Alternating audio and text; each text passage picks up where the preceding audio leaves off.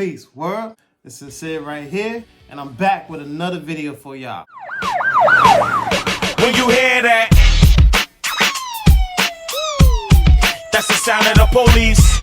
In this video, we're gonna be talking about things that you need to know before purchasing your first ball python. Peoples, what up? This is Sid right here. Sid right here.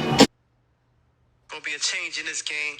It's gonna be the streets of the beast. Time for these street niggas get it on the poppin', yo. Delicate fan, sincere. Every day, all day. We do not play.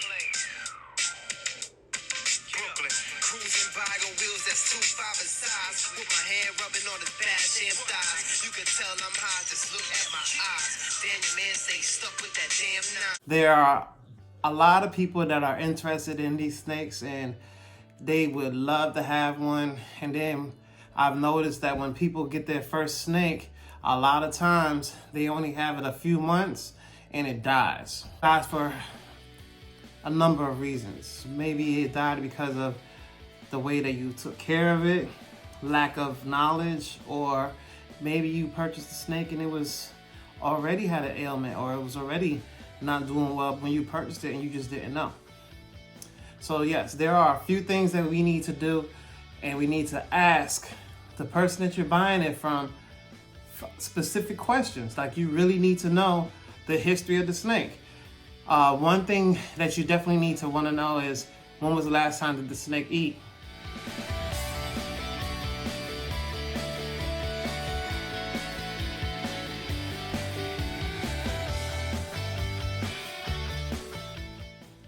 What type of rodent is eating?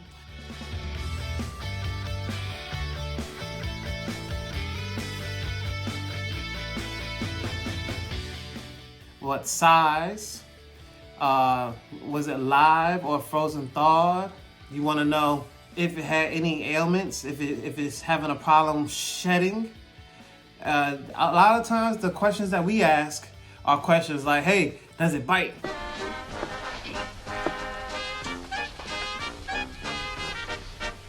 Does your dog bite? No? Oh. Nice doggy. I thought you said your dog did not bite. That is not my dog. Does it bite? Of course they bite. All animals, even humans, bite. You have to handle them often to get them to be more used to being handled. The more you handle your pet ball python, the more it's going to be used to you, and it won't try to bite you. Any other times, if it does try that, it's because it could be a feeding response. It could be a defensive mechanism that pops in. So you have many reasons why a snake may bite you, but that should not be your concern. Your concern needs to be is, when was the last time it ate? Has it been sick before? What type of rodent is it eating? And those type of questions. Like, we really need to know those things, because what if your snake the snake that you're about to purchase haven't eaten in about 2 months? And you can see it's getting skinny, but you don't really notice that because you think it's just a baby snake. So then you finally get it and bring it home, have it for about 2 weeks, and you're like, you start noticing something is not right. Guess what happens? Your snake passes away, and it's already too late to go back to the person you purchased it from, because it's already past the time frame. A lot of people won't take it back after a certain time frame, whatever time frame they have stated. So you want to make sure you ask these questions before buying your snake. When was the last time it ate? What type of rodent did it eat? Some snakes like mice. They just like to eat only mice. Some snakes like to eat rodents that are alive. Some snakes like to eat rodents that are already pre-killed. Some like frozen thawed. There are so many different levels that you have to go through. Some snakes don't like an open glass enclosure. Some snakes like to be hidden in dark enclosures. There's so many different ways.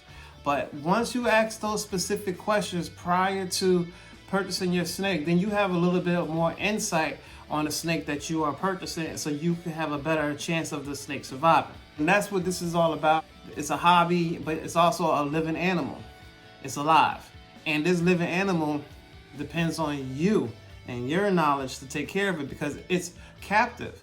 It's not able to roam around outside by itself and search for its own food and take care of itself because we took it in. The snake doesn't know how to survive on its own. So it does depend on you. So you're the mommy or the daddy to this scaly baby.